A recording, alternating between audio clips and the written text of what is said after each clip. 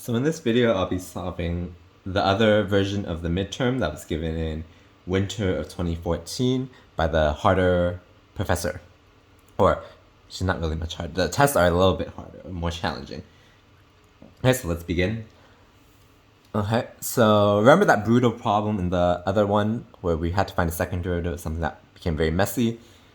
This is again finding second derivative of this guy at the point 0, 1.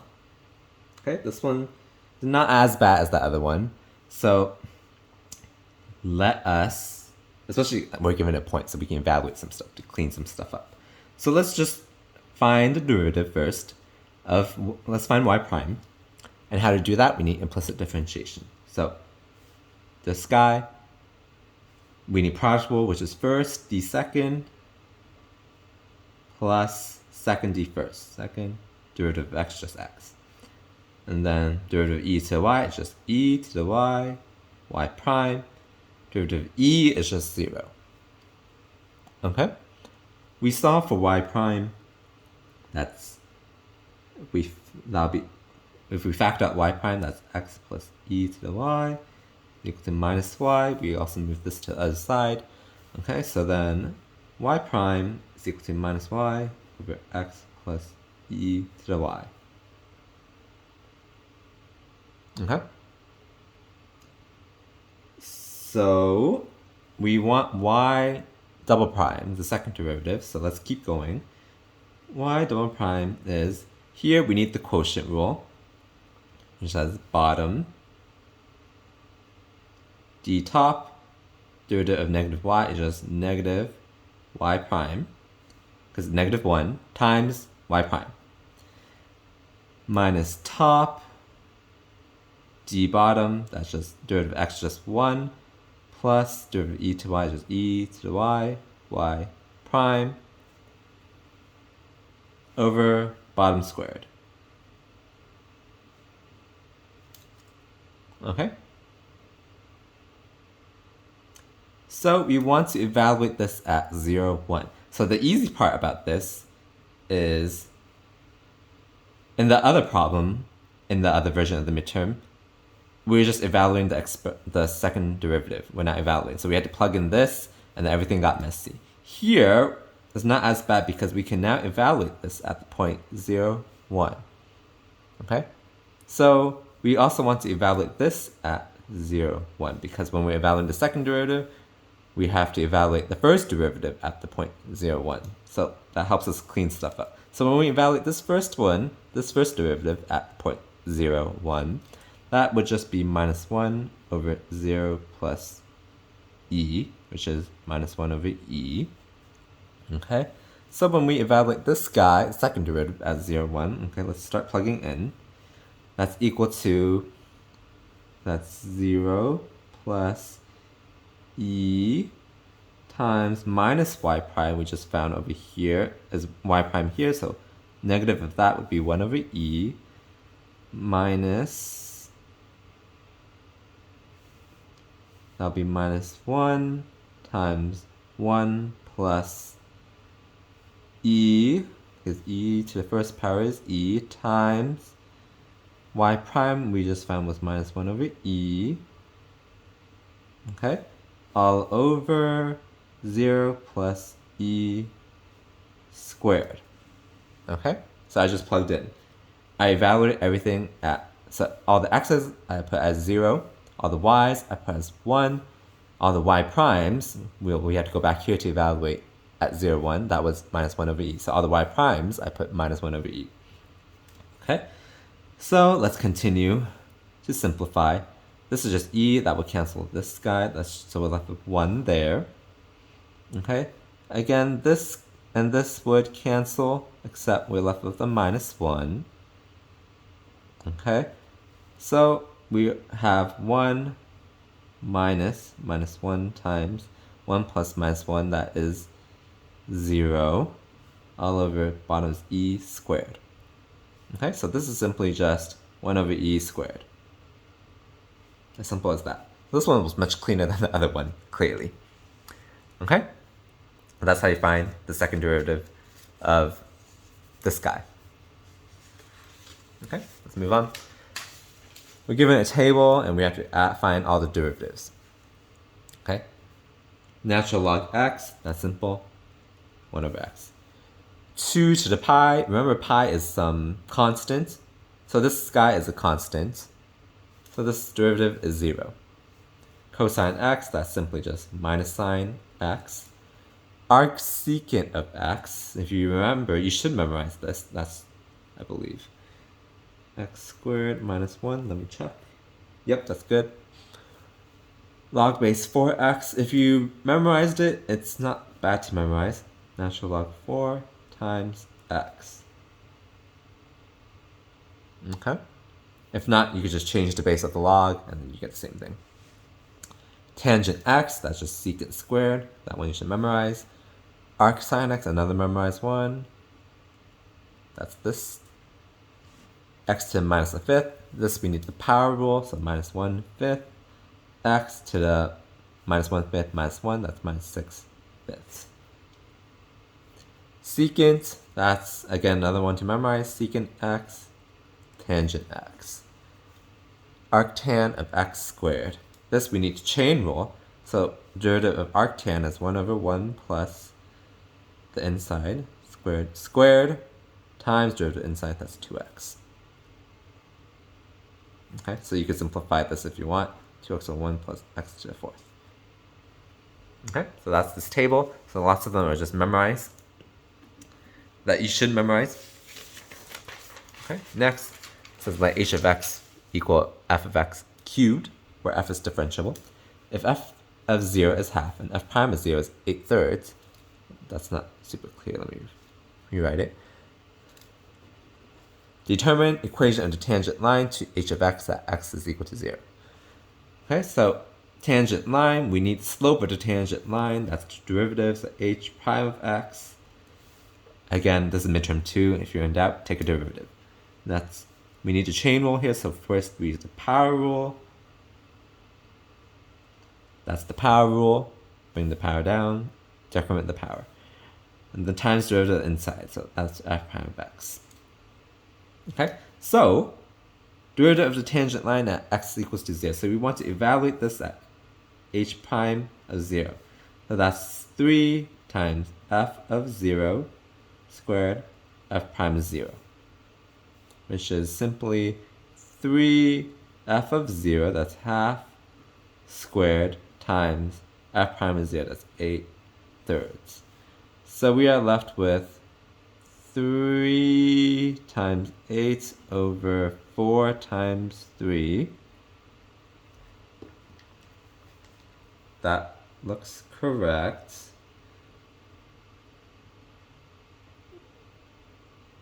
Which is equal to 2. That should be the slope of the tangent line. I'm just double checking all my math is correct. That seems right. Okay, that's the slope of the tangent line.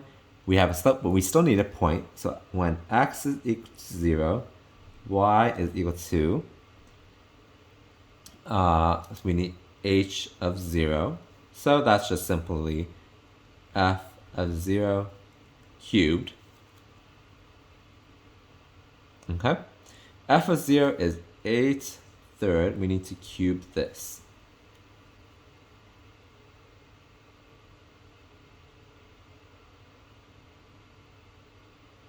Sorry, I took f prime of 0. F of 0 is half cubed. I'm like thinking like they probably wouldn't have you do 8 cubed, so I'm thinking something was wrong. Anyway, sorry, it's half cubed, which is at 8. Okay, we have a slope, we have a point, we can write the equation into line. That's simply y minus the 8th equals to 2x minus 0. If you want it in slope-intercept form, this one doesn't say you have to, but let's just do it. 2x plus the 8th. Plus the 8th or minus the 8th? Let me see. Because the answer key says minus 8, so I'm missing a sign somewhere.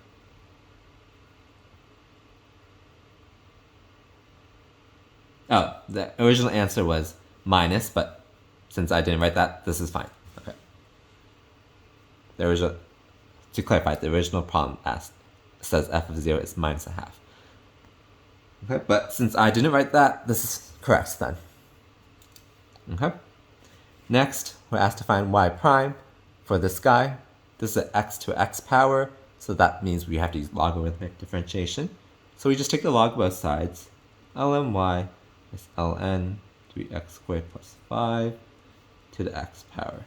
And remember, products of logs, we can bring the exponent out, so ln y is x ln 3x squared plus 5. Now we use implicit differentiation.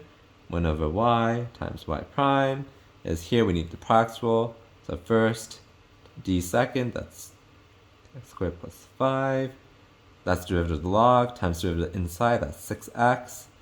Plus second, d first, derivative of x just 1. Okay, so we can say y prime, we move the y to the other side. Y, we have it defined up there, so let's put it back.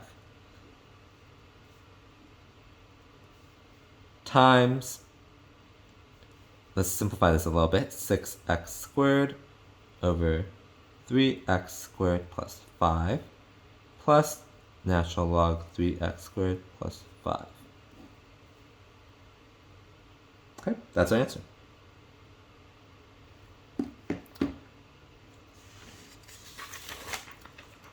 We're asked to find derivatives here. Y is 5 to the cosine x, y prime. This is an exponential function. Remember that is just ln 5 times 5 to the cosine x times, this is a chain rule, derivative inside, minus sine x. That's that. Next, here we need quotient rule. Bottom d top, so bottom derivative of the top is 5 over 5x minus 2, because it'll be 1 over 5x minus 2, that's derivative of log, times derivative inside, that's 5. Minus top, d bottom, that's just derivative sine, is just cosine, over bottom squared. That's that answer. Okay. G of x is this guy, x to the 7th square root e to x plus 5. G prime of x, we need product rule here. It's just first, d second, so derivative square root is just 1 over 2 square roots, times derivative inside, that's just e to the x, 5 would be 0, derivative of 5 would be 0, so that's the first term, plus second, d first. X to the 7th, that's just 7x to the 6th, the power rule. Okay.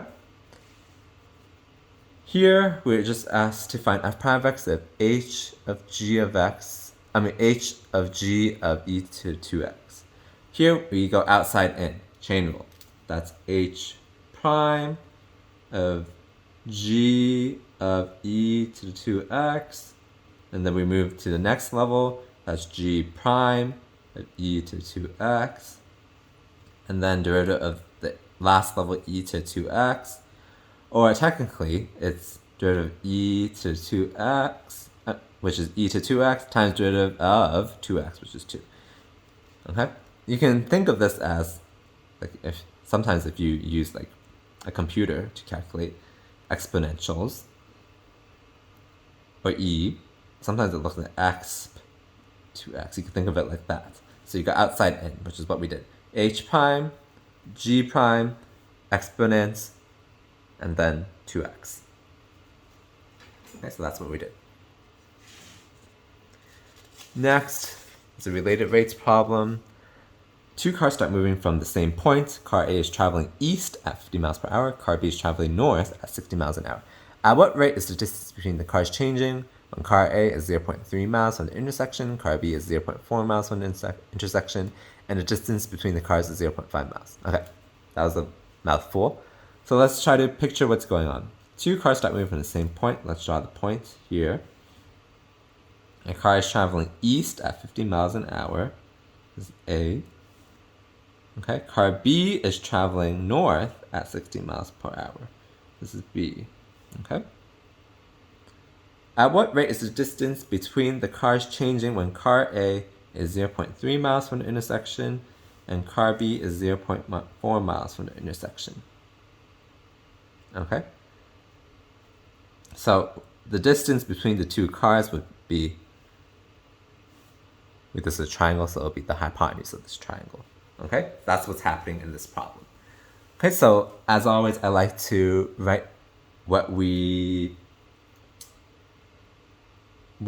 variables we know and don't know in this related rates problem. Okay, so we know that car A is traveling east at 50 miles an hour.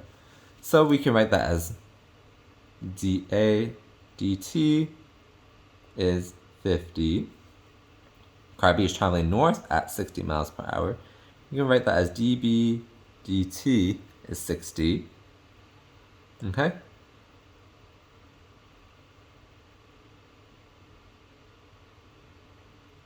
So then, let's see.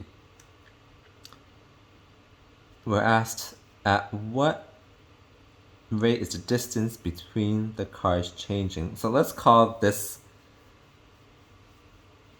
like z. Okay, that distance z. So we're finding dz dt. Okay? So we kind of set up the problem. How do we use this 0.4 and 0.3 though? Well, first of all, if you use special triangles, or just Pythagorean theorem, if you remember your special triangles, this distance would be 0.5 at this exact moment. Okay? But we're interested in finding dz dt. Okay, so how can we relate all these together? So we do know that by the Pythagorean theorem precisely, let's call the distance a squared plus b squared is equal to z squared. We do know that. Okay? Everything is changing with respect to time because a is traveling east, b is traveling north. So when we differentiate this, we use implicit differentiation. So that'll be 2a times dA dt. Same thing for b, 2b dB dt is equal to, similar for z also. Z will keep changing as a and b are traveling. So it's also changing with respect to time. So 2z dz dt. Okay? So we do also know a is 0.3, b is 0.4. We have all these variables, okay? So let's plug in. 2 times a, 0.3, dA dt is 50, plus 2 times b, which is 0.4, dB dt is 60, equal to 2 times z we found, that's 0.5, and we're interested in dz dt. Okay, all these 2's can cancel, so let's do that. So if we just divide by 2 on both sides, it would all cancel. So we are left with, I would just, to make things, actually, we don't need to do that. Okay, so 0.3 times, okay, let's just do the math. Okay, 0.3 times 50.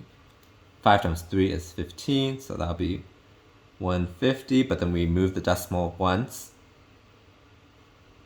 Okay, so that's 15, plus, again, 6 times 4 is 24, which is 2. There's a 0 there, but then we move the decimal point once, that's 24, is equal to 0.5 dz dt. Okay, so we simplified, that would just be 39 is equal to half dz dt, or we can say dz dt is 39 times 2, which is 78. Don't forget units, change in distance over change in time, miles per hour. That's our answer. Okay, so the important part was trying to visualize what's happening, and then we knew that was a triangle. Okay? That's how we solve this problem.